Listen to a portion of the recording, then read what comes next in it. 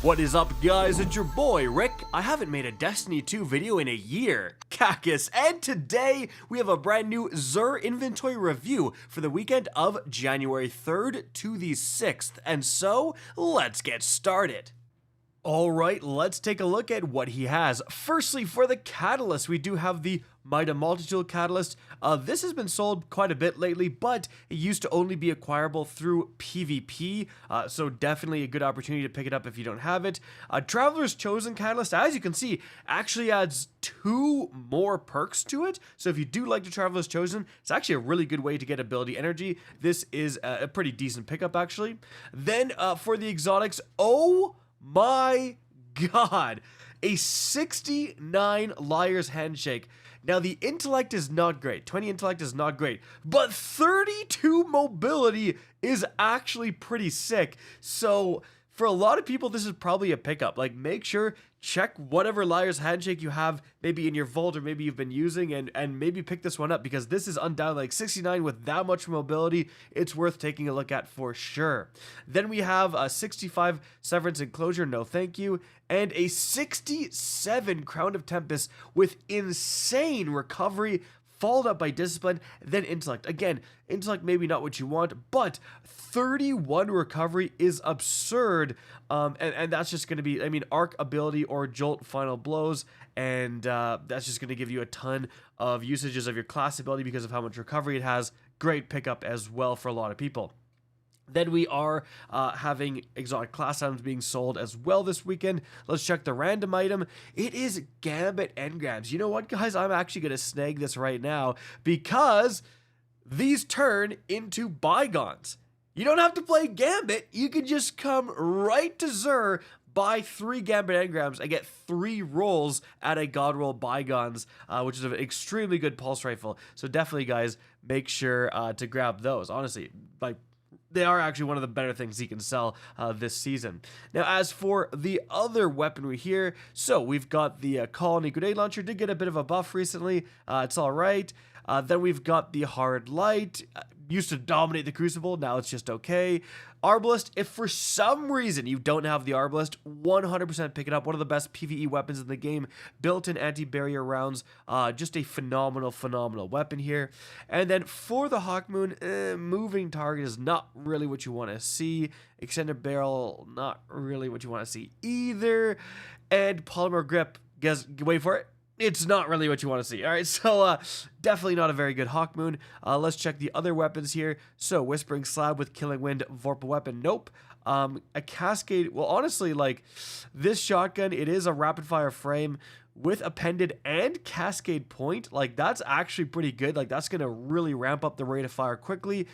With autoloading is not terrible either, but I don't think it's like breaking. It's actually not a bad little rapid fire shotgun being sold here, but it's not gonna like break the meta or anything. Firmly Planted Dragonfly, unfortunately, no thank you. Then we have Slideways Swashbuckler. Handling and stability is not quite as good. No. You can do better on the Cartesian coordinate for sure. Tireless Blade Surrounded, this is undoubtedly a good roll, like a good roll, but not the best roll the Fallen Guillotine can get. But you can, you know, pick it up and not feel too bad about it. Then we have triple swords here. Thin Precipice with Flash Counter, Hatchling. Not really too interested in that. However, keep in mind this is craftable, so, you know, take a look in your collections. If you're 4 out of 5, you can buy this, use a Deep Set Harmonizer, and unlock the final pattern. I wouldn't recommend doing that, honestly, because your Deep Set Harmonizers are probably better used on other weapons. Then Precipice is kind of just okay. And then we do have a Flash Counter Flash Counter Attack Crown Splitter. It's not very good. Then, as for the armor here, the Holdfast set, well, let's check light.gg for the rarity. So, last weekend, Xur was selling a very rare set. Only around like 34% of people had it. This is the opposite. This is a very common set introduced in Season 11 and reintroduced multiple times. And around 59% of people have this very helmet. So, moving on from there, guys, let's check the actual rolls here. 64 with way too much mobility for the Titan, no thank you. Not spiky at all, no thank you. 66 again with the max mobility, no thank you. And again with the New year, new me. Well, in Bungie's case, new year, still same max mobility rolls on the Titan. Dude, I swear to God, it's like 70-80% of the time the Titan armor has max mobility. Is it, am I going crazy? Is it, anyways, let's go check the Warlock. All right, for the Warlock, let's go ahead and check these rolls here. So, 65, not really too spiky, no thank you. 65, kind of same thing, no thank you. 63, no thank you. 65, again, not really too spiky, no thank you. And for the sword, oh, well, this is, yeah, this is basically the God roll.